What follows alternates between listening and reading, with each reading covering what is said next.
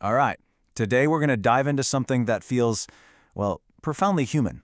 We're talking about a new kind of AI that can actually learn from its mistakes.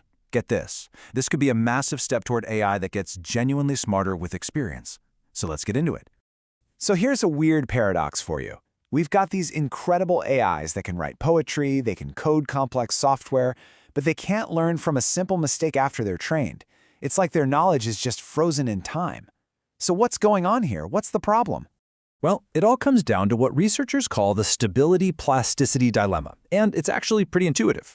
Stability is all about the AI holding on to the knowledge it already has. Plasticity is its ability to learn new things. The challenge is, for most AIs today, learning something new often means accidentally wiping out something old. So, there are two main ways we've tried to deal with this, and honestly, both are pretty flawed. The first is called fine-tuning.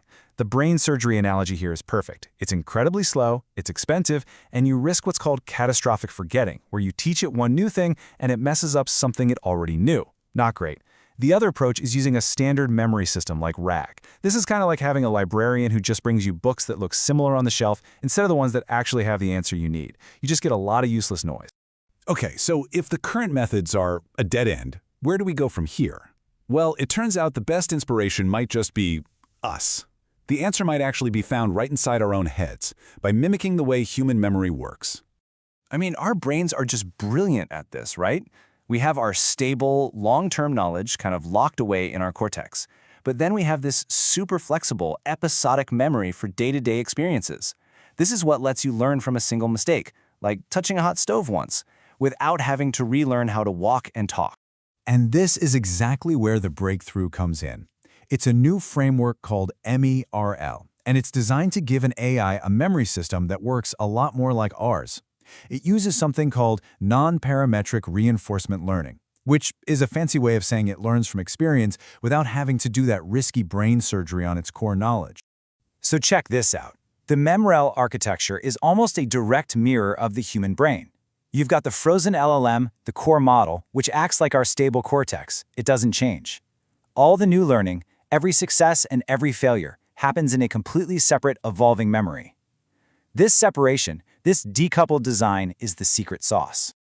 Okay, so the big picture idea is really cool, but how does it actually work in practice? Let's take a look inside MEMRL's smart memory system. The key to this whole thing is a little number called a Q value, or we can just call it a utility score. Basically, every memory the AI has gets a score based on how useful it's been in the past for solving a problem.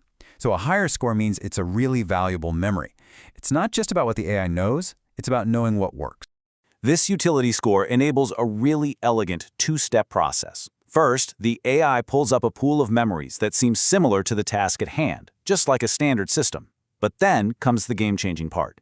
Instead of just picking one at random, it looks at those utility scores and selects the single best memory, the one that has proven to be the most successful in the past.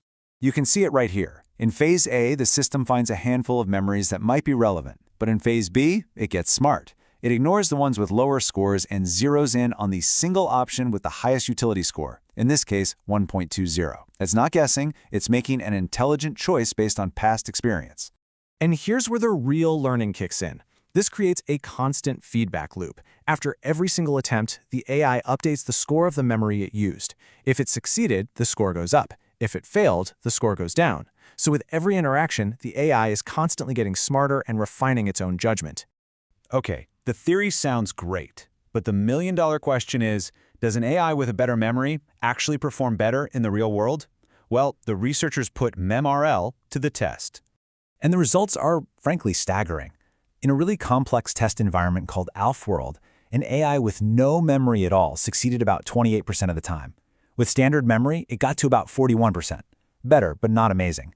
And then there's MEMRL, nearly 70% success. That is a huge leap. Let's just pause on that for a second.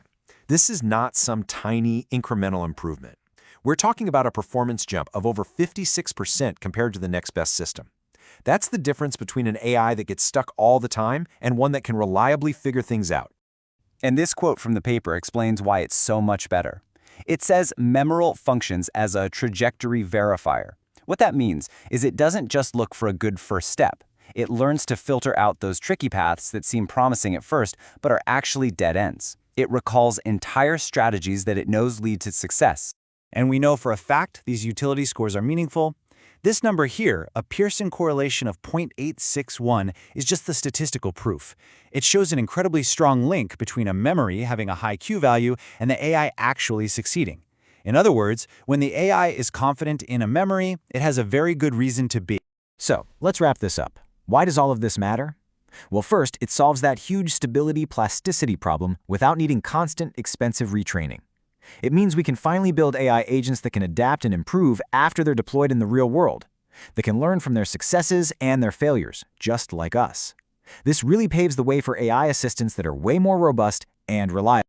This whole thing leaves us with a final, fascinating question to think about. What becomes possible when AI can genuinely learn and grow from its own unique experience? The future for that is truly exciting.